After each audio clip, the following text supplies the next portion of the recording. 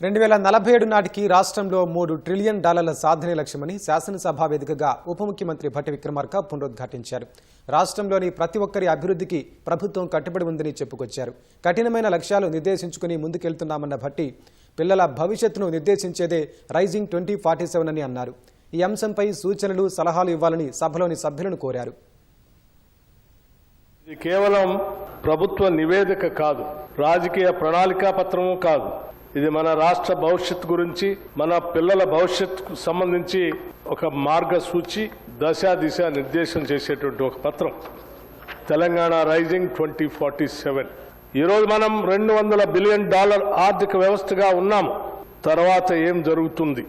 మనం యథావిధిగా కొనసాగితే 2047 నాటికి మనం సహజంగానే $1.2 ట్రిలియన్ ఆర్థిక వ్యవస్థగా ఎదుగుతామని ఆర్థికవేత్తలు చెప్తా ఉన్నారు. అది గౌరవప్రదంగానే అనిపిస్తుంది.